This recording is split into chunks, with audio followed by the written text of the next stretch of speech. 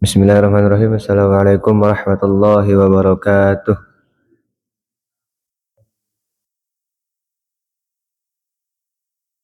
Alhamdulillahi rabbil alamin. Wa bihi nasta'inu ala umurid dunya waddin. Wassalatu wassalamu ala ashrafil anbiya wal mursalin sayyidina wa maulana Muhammadin wa ala alihi wa ashabihi ajma'in. Rabbi shrah li sadri wa yassir li amri wa hlul 'uqdatam min lisani yafqahu qawli. Amin.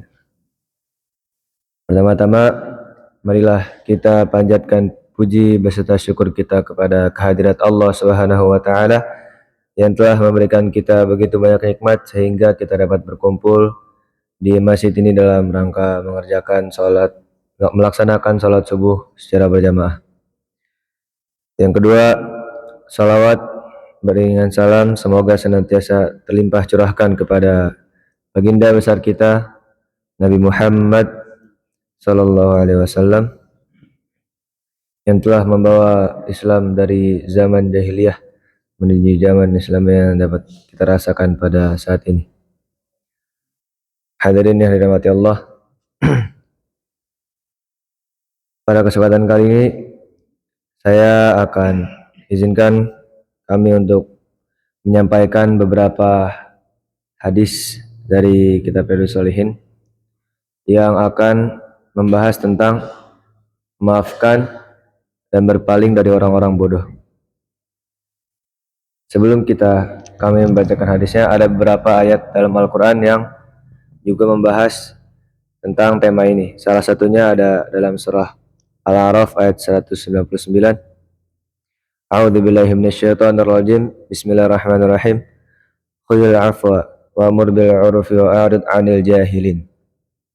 Yang artinya, jadilah pemaaf dan suruhlah orang mengerjakan yang ma'ruf, serta berpalinglah dari orang-orang yang bodoh. Selanjutnya ada dalam surah Al-Hijr ayat 85. Bismillahirrahmanirrahim. Fasfahis safhal jamil.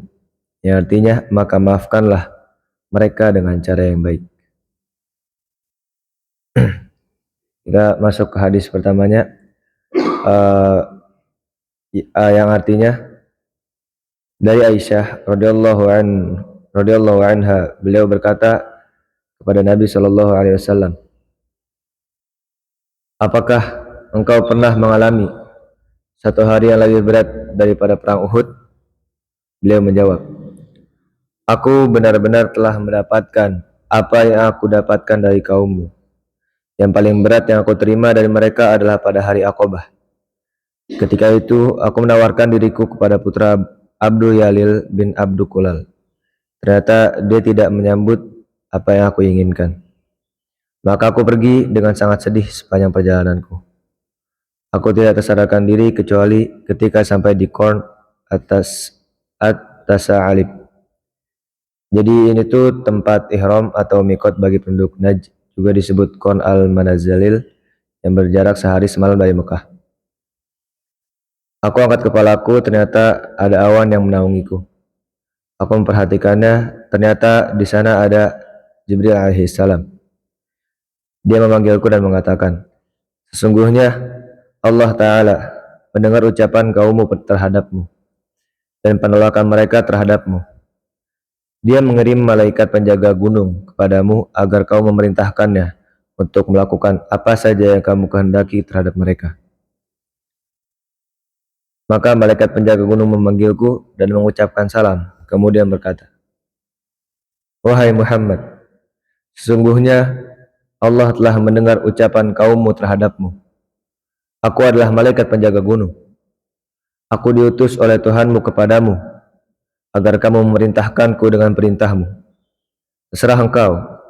Kalau kamu mau, aku akan menjatuhkan Aksyaibain, atau yang berarti dua gunung, ini kepada mereka. Maka Nabi Shallallahu Alaihi Wasallam bersabda, justru aku berharap semoga Allah melahirkan dari tulang sulbi mereka orang-orang yang menyembah Allah semata, tidak menyekutukannya dengan apapun. Hadis selanjutnya dari Aisyah radhiyallahu anha, beliau berkata, "Ma daraba Rasulullah sallallahu alaihi wasallam syai'an qattu biyadihi wala mar'atan wala khadiman illa ay jahida fi sabilillah wa manila minhu syai'un qattu fayantaqima min sahibihi illa ayyuntahaka syai'un min maharimillahi ta'ala fayantaqimu lillahi ta'ala." Yang artinya Rasulullah sallallahu alaihi wasallam tidak pernah memukul sesuatu pun dengan tangannya, tidak pernah memukul istri ataupun pembantu, kecuali jika beliau berjihad di jalan Allah.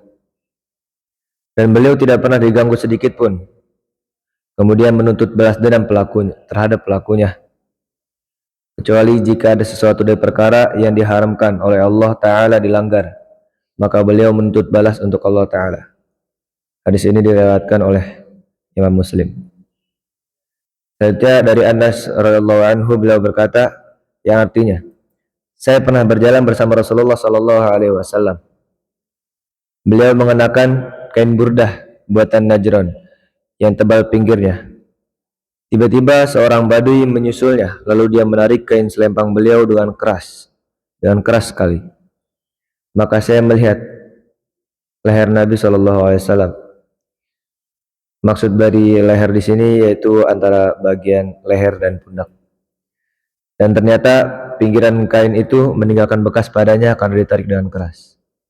Kemudian dia berkata, "Wahai Muhammad, berilah aku dari harta Allah yang ada padamu." Maka beliau menoleh kepadanya sambil tersenyum. Kemudian beliau memerintahkan untuk memberinya. Muttafaqun alaih. Selanjutnya ada dari Ibnu Mas'ud radhiyallahu anhu, beliau berkata, "Kani anzuru ila Rasulillah sallallahu alaihi wasallam yahki nabiyyan minal anbiya'i salawatullahi wa salamuhu alaihim rabahu qaumuhu fa'admahu wa huwa yamsahu dama an wajhihi wa yaqulu Allahumma ighfir liqaumi fa innahum la ya'lamun." Yang artinya, seakan-akan saya masih dapat melihat Rasulullah sallallahu alaihi wasallam ketika beliau sedang menceritakan seorang nabi daripada nabi, seorang nabi dari para nabi. Dia dipukul oleh kaumnya hingga berdarah, dan ia menyeka darah dari wajahnya seraya berdoa, "Ya Allah, ampunilah kaumku, karena sesungguhnya mereka tidak mengetahui." Selanjutnya, ini adalah hadis terakhir pada pembahasan kali ini, yaitu bab tentang memaafkan dan berpaling dari orang-orang bodoh.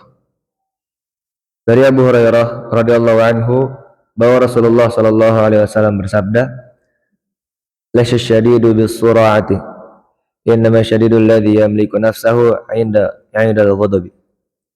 Yang artinya, orang yang kuat itu bukanlah orang yang selalu menang bulat.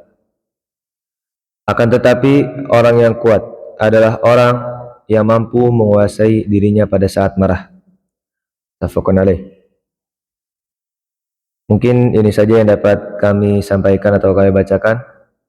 Kurang lebihnya mohon maaf. Semoga yang salah datangnya dari saya sendiri dan yang benar datangnya dari Allah. Terima kasih atas perhatiannya.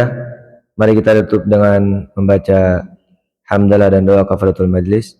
Alhamdulillahirabbil alamin. Subhanakallahumma bihamdika asyhadu an la ilaha illa anta astaghfiruka wa atubu ilaik. Terima kasih. Wassalamualaikum warahmatullahi wabarakatuh.